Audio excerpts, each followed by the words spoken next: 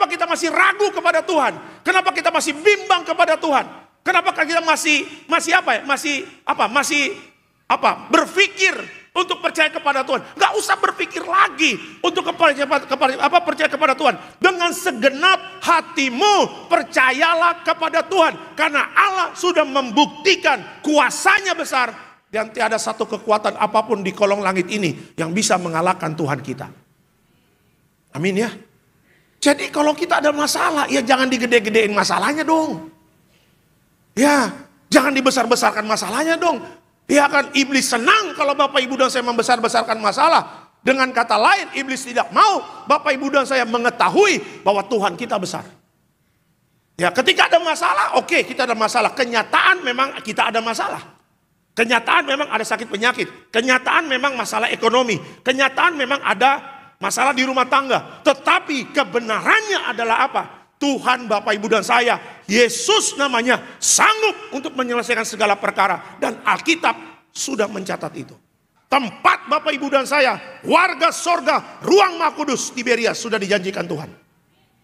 Dengan kuasa minyak dan anggur. Ya, dengan kuasa minyak dan anggur. Jadi, ya jalani aja hidup dengan percaya.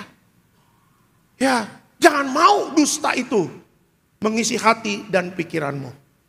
Lawan iblis dengan firman Tuhan. Bukan dengan kekuatan kita sendiri, gak bisa.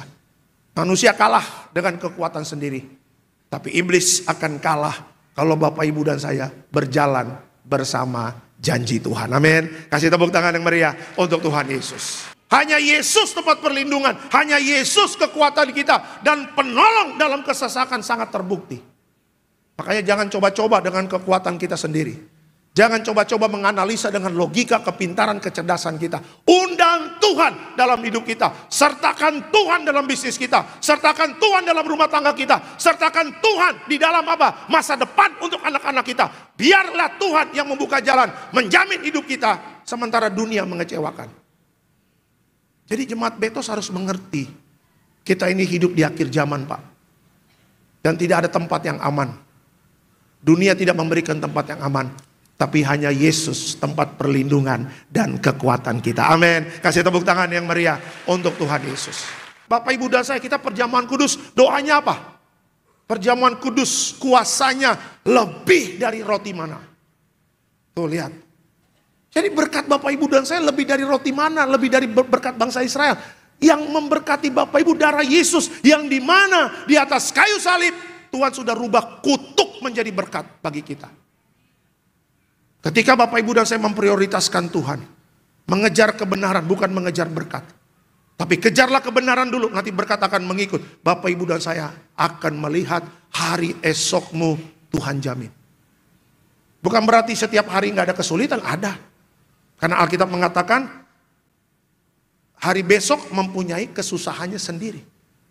Tuhan menyertai. Ya kan? Berarti apa? Berarti tidak ada kesulitan-kesulitan yang tidak bisa kita atasi bersama Tuhan.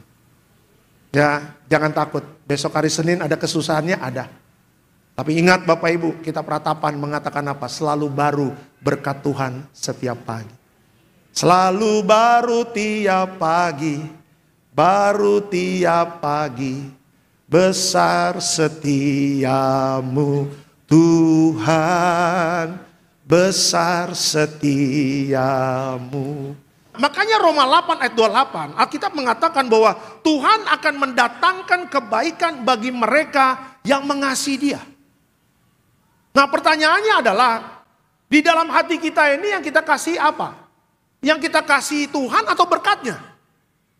Ya, yang kita kejar itu Tuhan atau berkatnya? Yang kita kejar itu Tuhan atau mujizatnya? Ya, kalau kita hanya kejar mujizatnya, ya, dan kita tidak tahu apa isi hati Tuhan, dan kita tidak pernah ngobrol dengan Tuhan, dan kita tidak menjalin hubungan dengan Tuhan, suatu saat Bapak, Ibu, dan saya akan kecewa dengan keadaan ini. Kan Tuhan mau merubah apa? Tuhan mau merubah masalah menjadi berkat. Ya, bagi Tuhan merubah masalah menjadi berkat itu gampang. Tetapi di atas itu yang Tuhan mau adalah apa? Kita sungguh-sungguh mengasihi Dia. Bapak, Ibu punya anak. Taruhlah Bapak, Ibu punya uang banyak. Terus anak Bapak, Ibu lihat bapaknya, bapakku datang. Terus anaknya cuma tanya, Pak minta uang dong Pak. Ya, nanti papi transfer. Oke Pak, makasih ya Pak. Kabur. Tapi anak tidak pernah tanya, udah makan belum Pak? Anak gak pernah ngobrol sama bapaknya, anak gak pernah tanya, Bapak sehat atau enggak? Ya kan? Sama, waktu kita datang sama Tuhan, kita hanya ibaratkan Tuhan itu mesin ATM, ya sumber berkat, sumber mujizat. Tetapi kita tidak mengasihi pribadinya. Yang Tuhan mau adalah apa? Kita mengasihi dia dulu, kita tulus kepada dia, kita memberikan hati kita kepada dia. Karena bagi Tuhan merubah berkat itu sangat mudah. Karena Tuhan selalu mendatangkan kebaikan bagi orang yang mengasihi dia. Bagaimana Allah itu rindu Bapak Ibu dan saya punya hati kepada dia. Kalau hati Tuhan jangan diragukan, dia sangat sayang kepada kita. Buktinya dia rela menjadi manusia. Mari kita bangun kasih kita kepada Tuhan. Gak usah takut tentang masalah. Bersama Tuhan kita akan melihat masalah Tuhan rubah menjadi berkat. Amin. Kasih tepuk tangan yang meriah untuk Tuhan Yesus. Jadi saya ingin katakan, bukannya Tuhan tidak memberkati Bapak Ibu, tetapi pertanyaannya adalah apakah hidup kita melekat kepada Tuhan? Kita tahu gak isi hati Tuhan? Kita tahu gak kemauan hati Tuhan?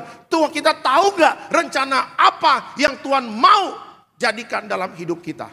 Jangan hanya minta Tuhan berkati usahaku, bisnisku, daganganku dan sebagainya. Ketika ada orang dunia tanya, kamu orang Kristen ya? Iya. Tuhanmu siapa? Yesus. Ya, kamu tahu nggak isi hatinya Tuhan? Apa? Nggak tahu. Yang penting Tuhan berkati aku saja. Jangan menjadi orang Kristen yang hanya minta berkatnya, tapi tidak tahu isi hati Tuhan. Kejar Tuhan dulu, tahu isi hati Tuhan, jadilah pelaku firman. Nggak usah takut tentang berkat. Semuanya akan Tuhan berikan. Orang yang dapat dipercaya akan mendapat banyak berkat, kata Tuhan Yesus. Amin. Kasih tepuk tangan yang meriah untuk Tuhan Yesus. Coba lihat apa yang Alkitab katakan. Tuhan memberkati orang yang benar. Ya, Bapak Ibu dan saya, kita dulu orang yang berdosa, tapi karena darah Yesus, Bapak Ibu dan saya dibenarkan oleh darah Yesus. Kita Jesus people. Ya, mengatakan saya pengikut Yesus, Jesus people. Ya kan, mengikut Yesus keputusanku, ku tak ingkar. Menurut lagunya begitu. Tetapi pertanyaannya adalah apa? Apakah hidup kita selalu benar enggak? Apakah hidup kita menjaga kekudusan enggak? Apakah hidup kita menjaga pertobatan enggak? Ya, Jumat kemarin ada baptisan Bapak Ibu, sekitar 400 orang jemaat Tiberias dibaptis. Ya kan, program Tuhan apa? Ketika dibaptis, dicelupkan, mati bersama Kristus dan dibangkitkan menjadi ciptaan yang baru. Ya kan, orang yang ciptaan yang baru punya tanggung jawab menjaga hidup benar. Seharusnya kita mati, tapi karena anugerah Tuhan, Bapak Ibu dan saya diselamatkan dari kebinasaan kekal. Amin. Makanya kalau sudah diselamatkan, setia sama Tuhan Yesus. Amin. Setia sama Tuhan Yesus, jangan jual Yesus. Ya, akhir zaman banyak orang gara-gara harta tinggalkan Yesus. Jangan. Ya, cuma gara-gara naik jabatan tinggalkan Yesus, jangan. Apalagi pasangan-pasangan hidup ya. Tadi ada salah satu cabang Bapak Ibu di Tiberias. Ceweknya bawa pacarnya.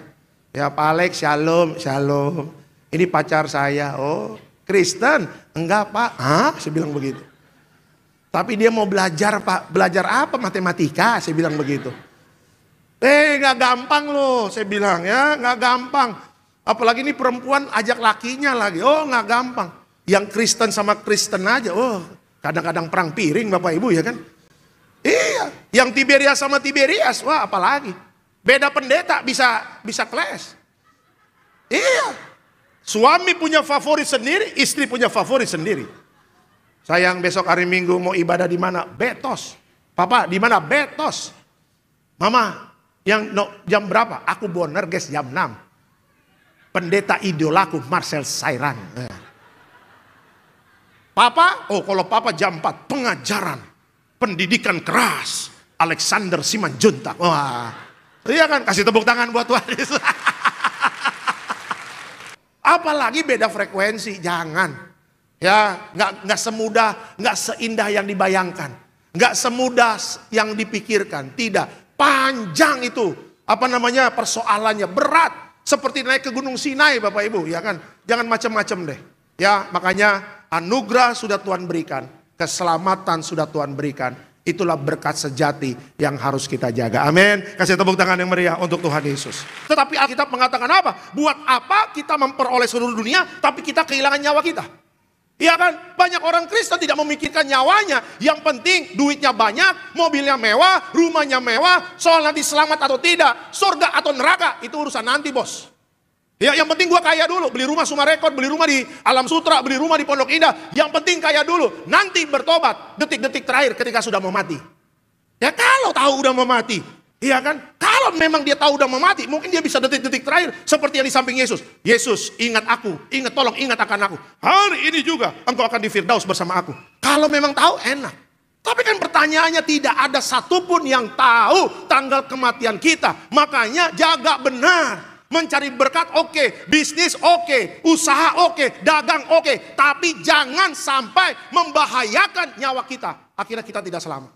Ya, makanya nih, ya yang pernah main-main okultisme, yang pernah main-main kuasa gelap atau pakai penglaris, itu dulu bertobat, jangan lagi melakukan hal itu, tidak berkenan di hadapan Tuhan.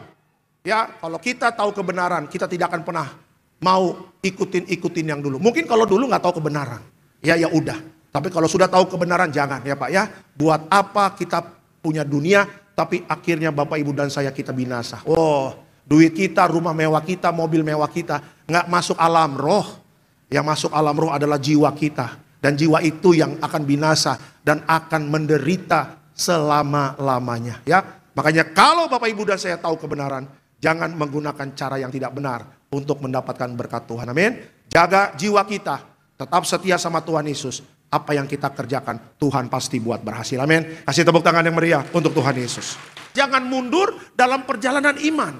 Perjalanan iman memang tidak mudah. Bapak Ibu gak pernah di Alkitab mengatakan perjalanan iman itu mudah. Tidak ada. Tidak ada di Alkitab mengatakan hidup Bapak Ibu dan saya seperti jalan tol, gak ada macet. Jalan tol aja macetnya sekarang luar biasa Bapak Ibu. Ya kan, jadi saya ingin katakan perjalanan iman nikmati saja. Jangan mengeluh, jangan bersungut-sungut sama Tuhan ketika doa kita belum dijawab. Yang Tuhan mau adalah apa? Bapak Ibu jangan menyerah. Ya maju terus ya di dalam iman. Tetap mengucap syukur kepada Tuhan ketika segala sesuatunya belum terjadi mujizat. Bahkan Alkitab mengatakan apa? Memerlukan ketekunan dalam melakukan kehendak Allah. Daripada kita pusing. Daripada kita pusing mikirin kapan Tuhan menjawab doa kita, kapan Tuhan membuka jalan, kapan Tuhan memberikan mujizat. Lebih baik Bapak Ibu dan saya, kita fokus saja tekun melakukan kehendak Allah. Ketika kita tekun melakukan kehendak Allah, di situ Bapak Ibu dan saya tahu kebenaran. Orang Kristen yang bersungut-sungut, dia tidak tahu kebenaran. Orang Kristen yang bersungut-sungut, dia hanya mengejar mujizat. Tetapi dia tidak mengerti akan kehendak Allah. Ya kan, Tuhan bisa saja menjawab doa Bapak Ibu secara instan, secara cepat. Tetapi tidak ada edukasi di situ. Tidak ada pendidikan di sana. Tidak ada didikan yang mengajarkan kepada Bapak Ibu dan saya untuk percaya kepada waktunya Tuhan. Segala sesuatu yang instan tidak baik. Mie instan, kebanyakan makan juga Bapak Ibu bisa kanker usus Bapak Ibu. Ya kan? Segala sesuatu yang instan tidak baik. Seperti contoh kalau kita mendidik anak-anak. Ya anak-anak minta handphone. Ayo kita beli ke Roxy. Mak minta mobil, langsung dikasih. Gak ada didikan. Anak itu akan sembarangan. Nyetir mobil kebut-kebutan. Main handphone terus, gak ada pendidikan. Tapi lihat kalau anak-anak yang minta segala sesuatu, ada prosesnya. Anak itu akan menghargai barang yang diberikan. Anak itu juga akan menghargai orang tuanya. Dan dia mengerti bahwa apa? Orang tuanya memberikan handphone atau laptop itu bukan langsung ngambil di toko gak dibayar. Orang tuanya harus kerja, orang tuanya harus berjuang, sehingga anak-anak yang diberikan dengan proses, anak itu menghargai. Artinya apa? Artinya orang tua mengerti, ya cara mendidik, memproses. Sama Bapak Ibu, ketika kita minta sama Tuhan, Tuhan memproses kita, jangan mengeluh. Karena apa? Karena Tuhan sedang mengajarkan kepada Bapak Ibu dan saya, bukan menjadi anak yang gampangan, tapi menjadi anak-anak yang hasil dari proses. Dan bukan hasil dari instan. Yang instan akan hancur hidupnya, tapi yang hidupnya berproses, dia akan kuat dalam menghadapi segala tantangan. Ada haleluya Tiberias, amin ya. Ya kita sering cemas dan takut dan bimbang ketika menghadapi masalah. Ya aduh Tuhan, aduh Pak Pendeta, sepertinya Tuhan tidak menjawab doa saya. Sepertinya masalah ini berat. Jangan pernah mengatakan itu lagi. Katakan Tuhan ada di pihak aku. Aku percaya setiap masalah selalu ada jalan keluar kalau kita berjalan bersama Tuhan. Amin ya. Jangan-jangan jawaban doa itu sudah dijawab Tuhan, tapi nggak kita terima karena apa? Karena kita bimbang. Jangan-jangan jawaban doa itu bukan karena Tuhan nggak jawab, tapi karena kita kurang percaya. Jangan-jangan jawaban doa itu nggak kita terima. Karena apa? Karena hidup Bapak Ibu dan saya itu banyak ketakutan dan tidak diisi dengan firman Tuhan. Ya, kadang kita selalu membesar-besarkan masalah kita. Kita ngomong sama istri, kita ngomong sama suami, Pak, kita ada masalah besar. Masalah kita nggak ada jalan keluarnya. Rupanya Bapak Ibu di luar sana masalahnya ada yang lebih besar masalahnya daripada kita. Ya, hari ini jangan suka membesar-besarkan masalah. Hari ini kita besarkan Tuhan. Kita tinggikan Tuhan, kita memuji Tuhan karena Tuhan lebih besar dari setiap masalah kita. Amin. Beri kemuliaan untuk Tuhan Yesus. Tetaplah beriman, tetaplah percaya karena Tuhan tidak pernah meninggalkan Bapak Ibu dan saya. Dia tetap pegang kendali hidup kita. Ya, makanya dibereskan dulu hidup kita dengan baik. Terus beriman.